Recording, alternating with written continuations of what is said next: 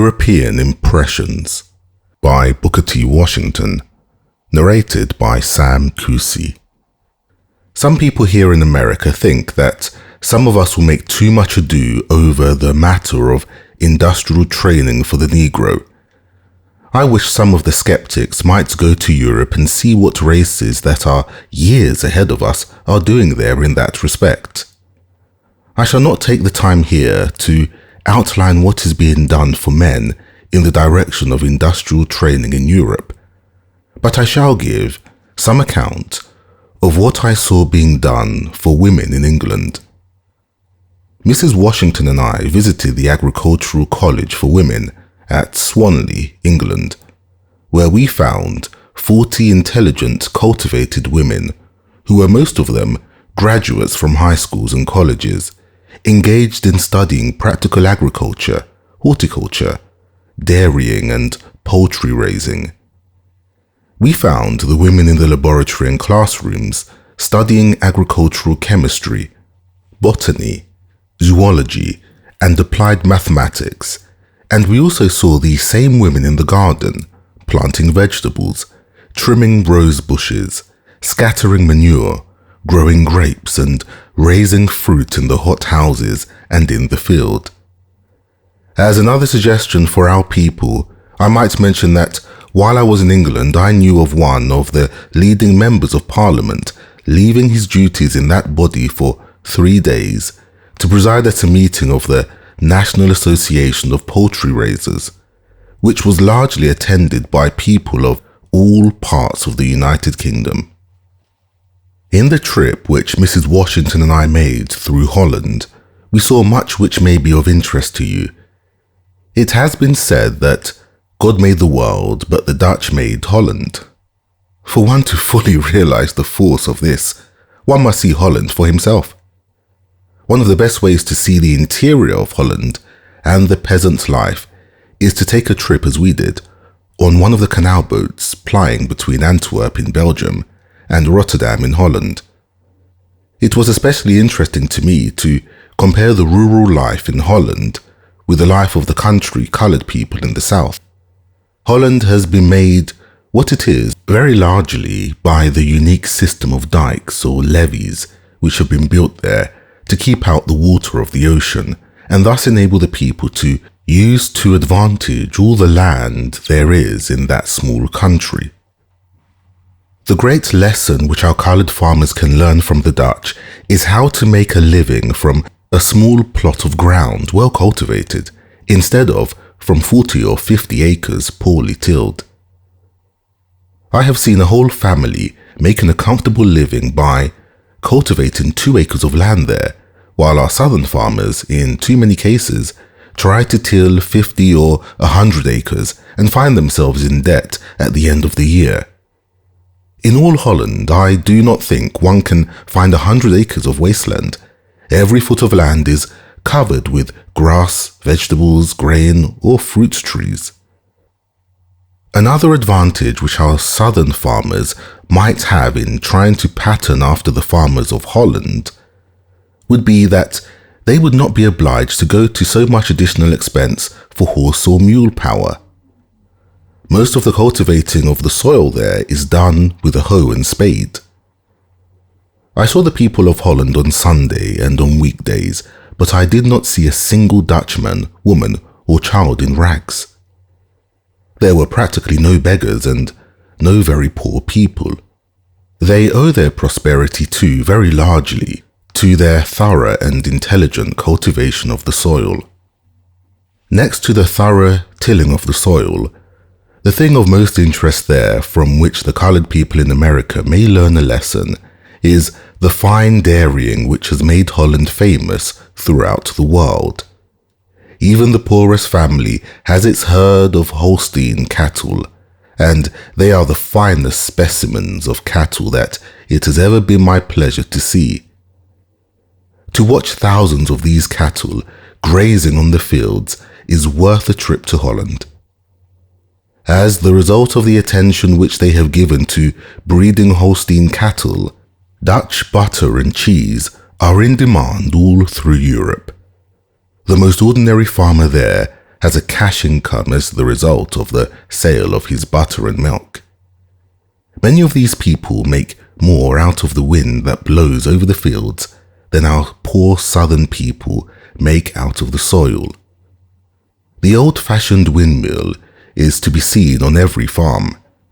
This mill not only pumps the water for the livestock, but in many cases is made to operate the dairy, to saw the wood, to grind the grain, and to run the heavy machinery. These people are, however, not unlike our southern people in one respect, and that is in having their women and children work in the fields. This, I think, is done in a larger measure even than in the South among the colored people. An element of strength in the farming and dairying interests of these people is to be found in the fact that many of the farmers have received a college or university training. After this, they take a special course in agriculture and dairying. This is as it should be. Our people in the South will prosper in proportion as a larger number of university men take up agriculture and kindred callings after they have finished their academic education. In the matter of physical appearance, including grace, beauty, and carriage of the body, I think our own people are far ahead of the Dutch. But the Dutch are a hardy, rugged, industrious race of people.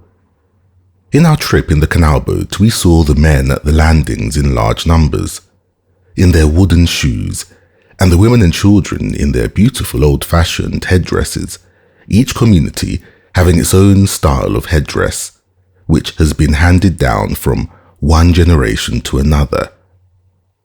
We were in Rotterdam over Sunday. The free and rather boisterous commingling of the sexes on the streets was noteworthy. In this also, our people in the United States could set an example to the Dutch. The foundation of the civilization of these people is in their regard for and respect for the law and their observance of it. This is the great lesson which the entire South must learn before it can hope to receive the respect and confidence of the world. Europeans do not understand how the South can disregard its own laws as it so often does. If you ask any man on that side of the Atlantic why he does not emigrate to the southern part of the United States, he shrugs his shoulders and says, "No law, they kill." I pray God that no part of our country may much longer have such a reputation as that in any part of the world. From Holland we went to Paris, on a beautiful sunny day. If you could combine the whirl of fashion and gaiety in New York City, Boston and Chicago on a prominent avenue, you would have some idea of what is to be seen in Paris upon one of her popular boulevards. Fashion seemed to sway everything in that great city.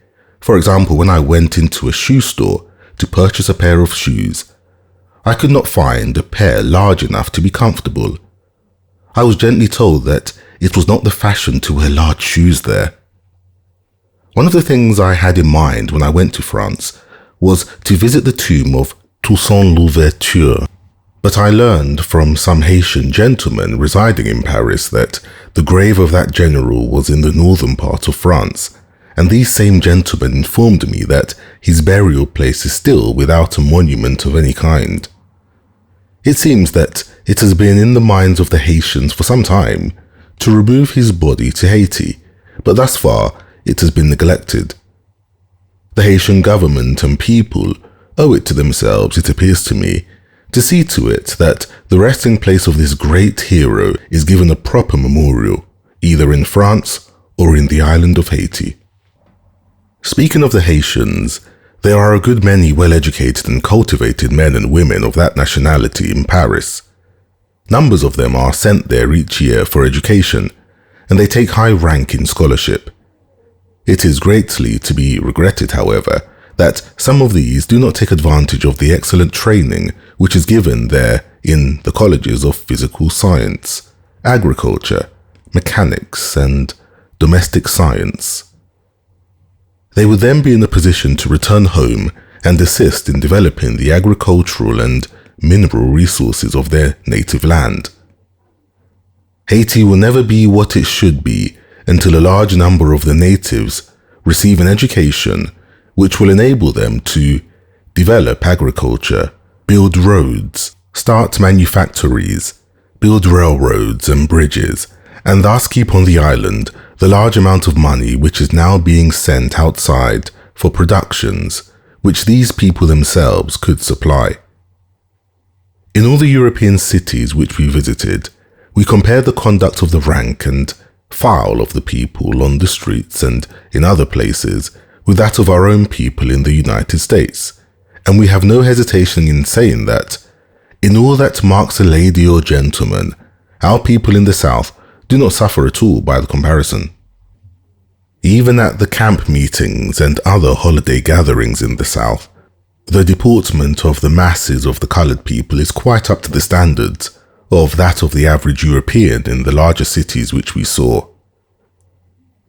I should strongly advise our people against going to Europe and especially Paris with the hope of securing employment, unless fortified by strong friends and a good supply of money. In 1 week in Paris, 3 men of my race called to see me, and in each case I found the man to be practically in a starving condition. They were well-meaning, industrious men who had gone there with the idea that life was easy and work sure, but notwithstanding the fact that they walked the streets for days, they could get no work.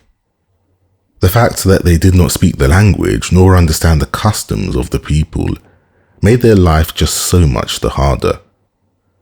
With the assistance of other Americans, I secured passage for one of these men to America.